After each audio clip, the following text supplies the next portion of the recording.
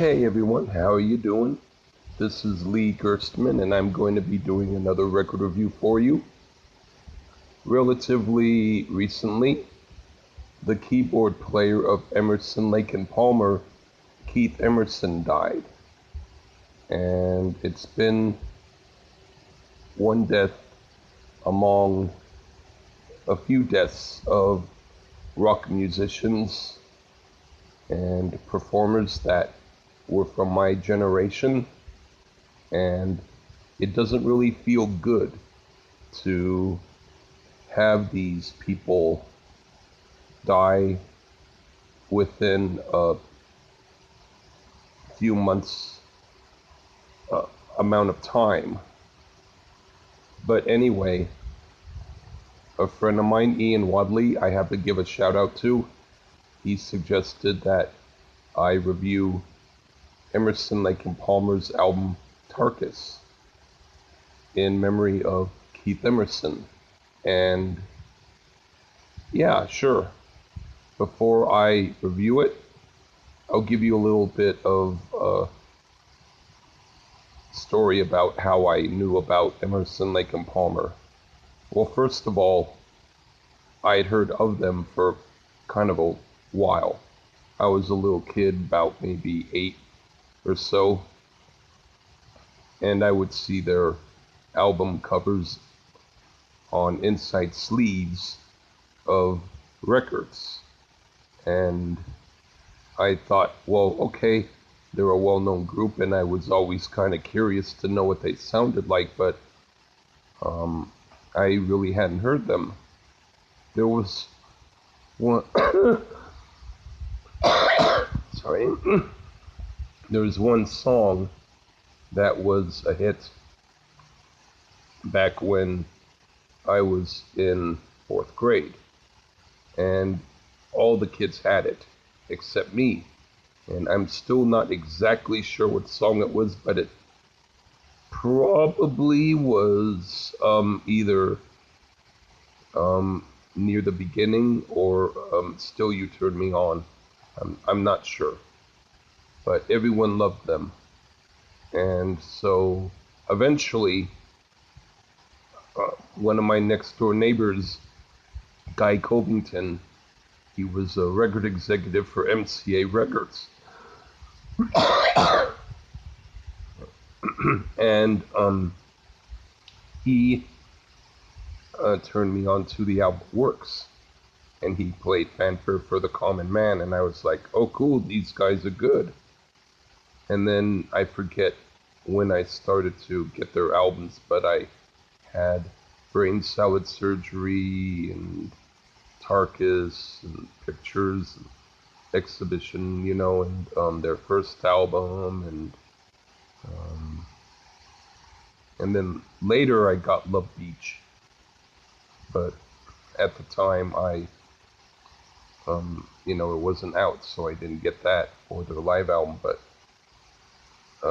Brain Salad Surgery, I think, was the one that was the major one that I thought was the coolest, as well as Tarkus. Well, anyway,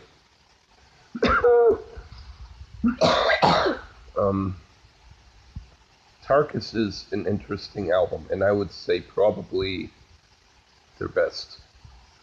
Even though their first album has a lot of good stuff on it, and you can't fault Brain Salad Surgery, it's really Tarkus that seems to have the most consistency. And so it's been a while since I heard it.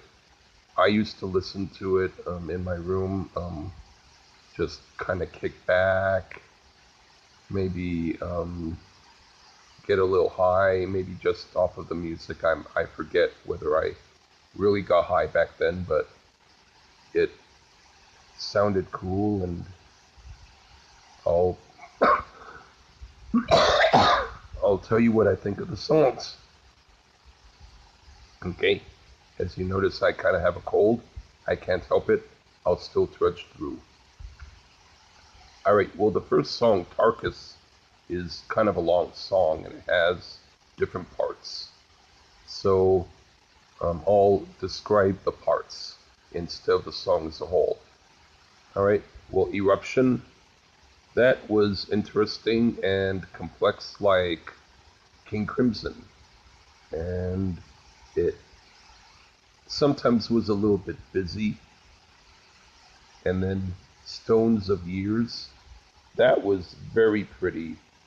That was more together as a composition and was much better compositionally with a slight Brian Auger edge to it. I thought. And then Iconoclast, that was a fun, weird little piece. To me, it sounded kind of Carl Palmer influenced, even though Keith Emerson wrote it. And then Mass, that was a cool rocker that that could exist as an individual song with a cool, trippy King Crimson jam. I like that. And then Manticore, that was another quick, complex jam that I liked. And then Battlefield, that sounded most like just a song on its own. That was a Greg Lake piece. It sort of had a progressive, slow marching edge to it that I thought was nice. And then the last song, Tarkus, that kind of had a cool march sort of edge to it, and it ended with kind of a recap of the themes on the album. So yeah, I kind of dug the song Tarkus as a whole. And now the other songs, Jeremy Bender, that was a kind of a cool, progressive sort of piano bar ballad, kind of short and to the point. And then Bitches Crystal, that was cool and bluesy, almost like an Alice Cooper type of prog with a piano bar ragtime added. It was strange but eerily cool. And then